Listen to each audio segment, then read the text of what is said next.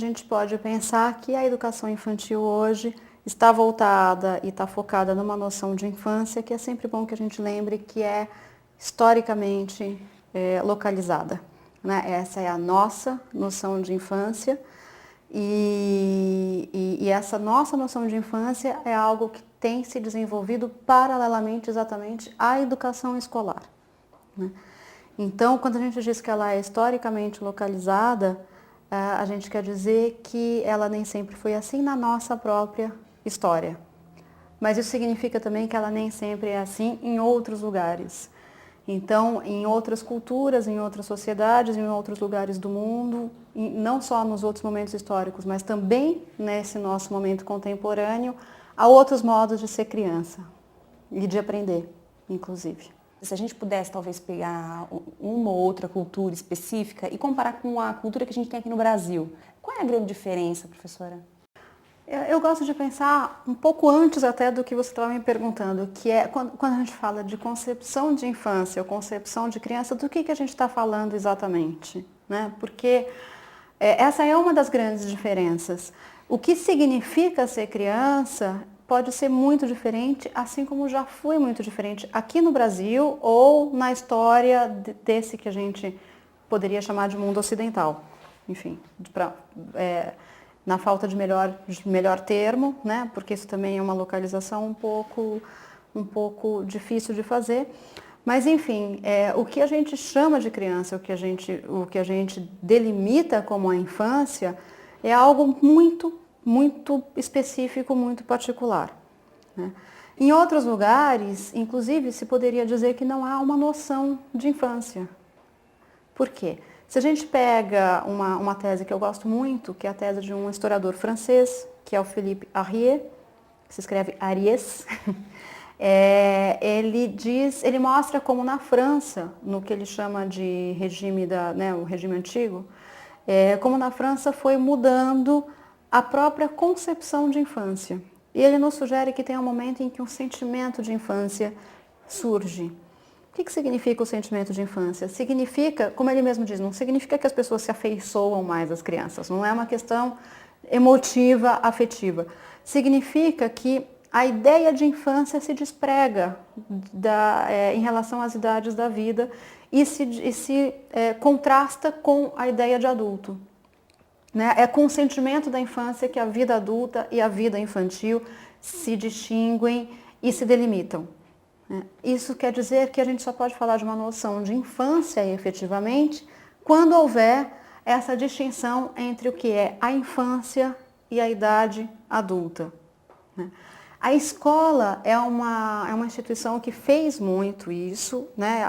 O desenvolvimento da escola é paralelo a esse desenvolvimento de uma noção de infância. Quando a gente lê que a criança deve ir à escola e não pode ser explorada, né, pelo mercado de trabalho, coisa que, enfim, tenho certeza que todos nós concordamos, mas a gente também diz uma outra coisa, diz que a criança não pode trabalhar. Então é como se você restringisse a experiência infantil ao que é lúdico e ao que é formativo e educacional, sem você imaginar a possibilidade de algumas atividades que são produtivas podem ser também lúdicas, de aprendizagem e de formação. Então essa é uma das pistas que a gente pode começar a seguir quando a gente pensa em outros modos de ser criança, mesmo no Brasil. Porque no Brasil, é muito grande, região agrícola, acho que até as crianças indígenas, esse conceito de trabalho é bem diferente também para eles. É muito diversificado, claro.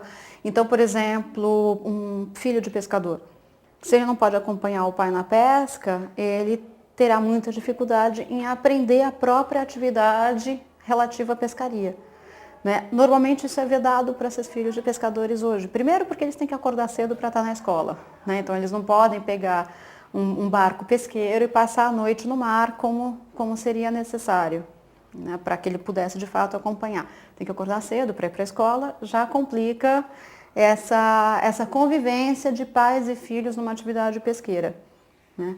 Agora, e depois porque a gente costuma, e a gente tem transportado muito, muito diretamente, eu acho, essa ideia de que a criança não pode ser explorada no trabalho. Então, é óbvio que a gente não quer que crianças sejam exploradas por multinacionais, por indústrias brasileiras, ou seja lá o que for. Mas a gente tem expandido, imagino, demais e de um jeito pouco refletido, isso para toda e qualquer atividade produtiva. O mesmo para a criança campesina, como você lembrava. Né? E para a roça, ajudar os pais na roça, pode não ser terrível para essas crianças e pode ser muito importante para que elas se insiram nas atividades produtivas, sim, mas também numa formação de uma condição, de um corpo, né, de conhecimentos, de aprendizagem, constituam relações que são importantes. Agora, quando a gente pensa na criança indígena, você tem uma grande experiência, seu estudo está pautado muito em cima disso também. Como que a criança indígena é vista? Que concepção que se tem? O próprio pai em relação ao filho, o que tem de grande, assim, a grande diferença entre o que nós vemos as crianças na cultura ocidental, por exemplo? É muito difícil responder isso para começar, porque são muitas culturas indígenas. Exatamente, né? As crianças indígenas são muitas, as culturas indígenas são muitas. Mas eu acho que a gente tem concordado um pouco em pensar, quem tem se dedicado a isso, em pensar que, para começar, a gente não pode atribuir a essas crianças indígenas essa condição de infância. Né? Se tem essa que a gente estava falando que nós temos. Ou seja, essa ideia de que há um espaço e atividades e um modo de se relacionar com o mundo que é específico das crianças. Né? Então, essas crianças estão normalmente em convívio com as várias outras gerações, participando muito mais plenamente das várias atividades desenvolvidas pelos seus parentes, pelos seus colegas, pelos seus amigos, enfim, indo para as roças, voltando, pegando uma canoa, indo pescar e voltando, e etc. Então, em geral, nesses lugares não há esse tipo de domínio específico que é um domínio da criança. O outro lado dessa mesma moeda é a de que não há, de que elas podem participar, elas não são segregadas a um domínio específico. Né? Então, assim, a gente teria que ver os dois lados da moeda. Se não há coisas que são especificamente das crianças, por outro lado, elas também não têm vetada a participação em grande parte das coisas que são importantes para as pessoas com quem elas estão vivendo. Né?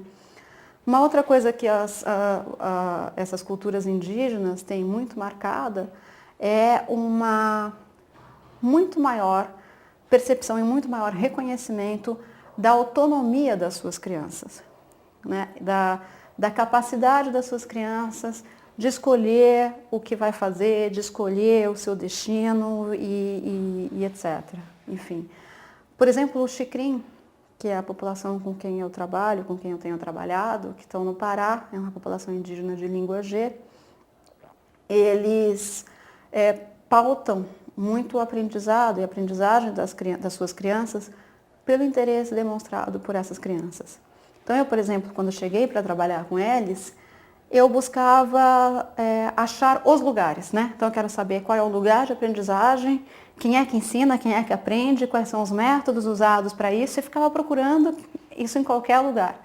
E, de fato, eu tive que perceber em algum momento que não há lugares específicos de aprendizagem, nem relações específicas de aprendizagem, mas que se dá a essas crianças e aos jovens a possibilidade de que eles aprendam. Né? Então, os Xikrin sempre me disseram assim, as crianças tudo sabem porque elas tudo veem. E eu demorei muito tempo para entender isso, né? E eu fui perceber que o que elas dizem essas pessoas me diziam, elas estão aí, e se elas souberem ver, se elas puderem ver, elas poderão aprender sobre todas as coisas que elas podem vivenciar e observar. O que não quer dizer, e essa outra coisa que eu tive que aprender, o que não quer dizer que eles não percebam uma diferença entre ser criança e ser adulto.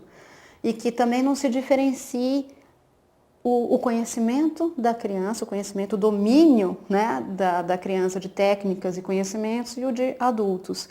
Então, eles também sempre me falaram, mas as crianças nada sabem porque elas são crianças. Eu falo, mas como é que eu posso lidar com elas tudo sabem porque são crianças e nada sabem porque são crianças? E era exatamente isso, ou seja, elas tudo podem saber porque nós não as encerramos em lugar nenhum, não as vetamos conhecimentos e aprendizagens, e experiências e vivências, mas elas também poderão saber aquilo que é possível saber naquele momento e com aquela quantidade de vivência e de experiência. Me parece um modo muito respeitoso, né, de lidar com a participação das crianças no mundo e com a sua capacidade de lidar com essas experiências, de aprender com elas. Clarice, é possível a gente traçar um perfil da criança brasileira hoje?